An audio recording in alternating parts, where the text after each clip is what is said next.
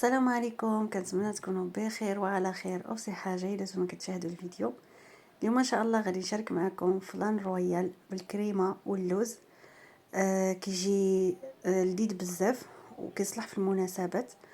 كيف ما كتشوفوا انا سبق لي شاركته معكم بشكل مختلف وطريقه مختلفه. دابا غادي نشاركوا معكم بطريقه سهله بزاف، وحتى بالنسبه للتقديم ماشي ضروري تعملوا هذا الشكل، اعملوا اي شكل بغيتو. انا غير شاركت معكم الاساس اللي هو الفلان فقط، ثم بالنسبه للتزيين كتعملوا اللي بغيتو. كيف ما كتشوفوا كيجي رائع بزاف، كريمي وبمقادير ماشي كتيره.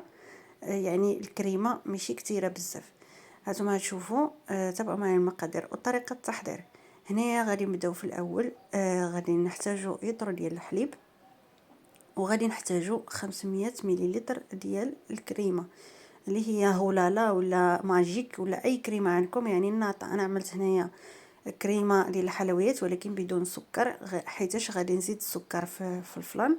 نتوما اي كريمه عندكم كتستعملوا، المهم تكون ديال الحلويات اولا الناطه ديال الطبخ راها كتجي. غير شنو نتوما كتزيدوا السكر. اللي عندها ما عندها شي مثلا هولالا اولا ماجيك ولا اي كريمه ديال الحلويات تستخدم واخا كريمه ديال الطبخ ولكن كتزيد السكر. هانتوما كتشوفوا انا عملت ديال الحلويات ولكن مسوسه، وغادي نزيد السكر على حسب الذوق اللي بغيت انا، الحلاوه اللي بغيت. نتوما كتضيفوا على حسب اللي بغيتو نتوما. عليها ما نقولكمش السكر شحال ضفت، غتضيفوا نتوما على حسب ذوقكم. هنايا من بعد ما ضفت الحليب يطرو ونص يطرو ديال الكريمه، غادي نضيف 3 ديال الفلان شينوا او فلان ديال الفانيلا. هاد الفلان شينوا كيساعد غير في التماسك فقط، هذا هو الدور ديالو. اما المذاق وديك القوام كريمي هو ديال الرويال وديال الكريمه. كيف ما كتشوفوا غادي نستعمل هنا فلان رويال ديال 8، حيت كاين ديال 4 وكاين ديال 8. عملوا ديال 8 باش يجيكم فلان شابر في راسو مزيان وبسرعه كيوجد. يعني ما تخليوهاش ليله كامله، غير واحد 3 ساعات وكيكون جاهز.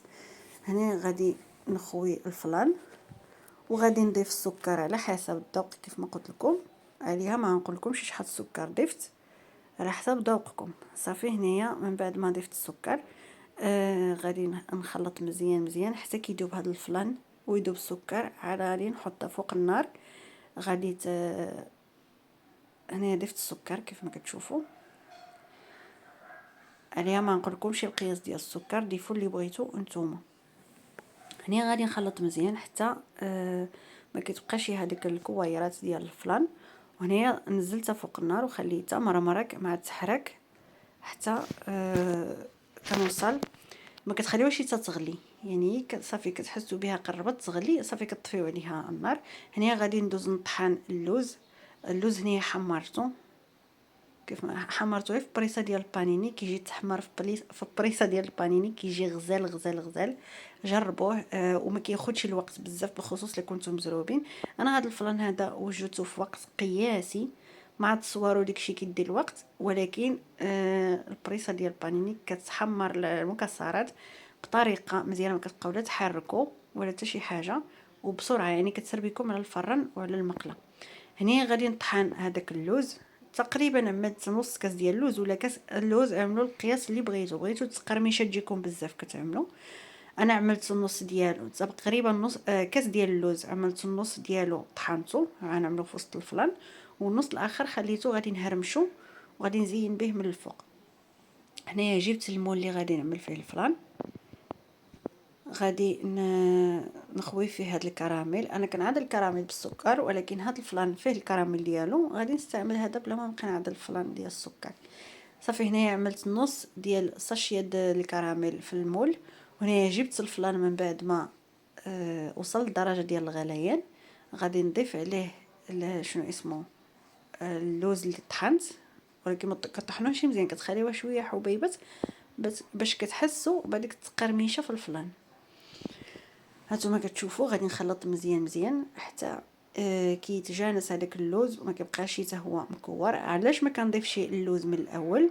تقدروا تضيفوه، ولكن من الافضل ضيفوه حتى الاخر باش كيحافظ على التقرميشه ديالو وما كيرطبش، يعني كيبقى مقرمش في الفلان. صافي هنا غادي نخلط مزيان وغادي نخويه في المول. هاد الفلان صراحه ساهل وبزاف الناس كيفهموا يعدلوه. انا كنت غادي نعدلو بسرعه، قلت نصورو ونشاركو معاكم. واذا كنت وصلتوا في هاد المرحله خليو لي لايك، واخا باقي ما تسالى الفيديو. اي وحده وصلت في هاد المرحله تخلي لي لايك قبل ما تسالي الفيديو. غير كنفكركم باش ما تنساوش اللايكات. كيف ما كتشوفوا هنايا غادي نخويه في هذا المول. استخدموا اي مول بغيتو، ماشي ضروري هذا. صافي هانتوما كتشوفوا. وغادي نخليه هنايا حتى يبرد، ما يبقاش يسخن. وغادي نغطيه بالسلوفان، وغادي ندخلو الثلاجه 3 ساعات.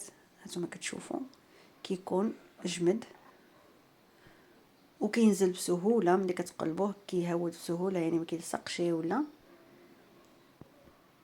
هانتوما كتشوفوا حيت هاد الكراميل هذا ماشي بحال الكراميل اللي كنعدلو بالسكر، شويه كيلصق. خصكم شويه تعملوا المول في شويه الماء سخون باش كيهود بسهوله، ولكن هاد الكراميل هذا ساهل. هانتوما كتشوفوا كيجي رائع بزاف بزاف.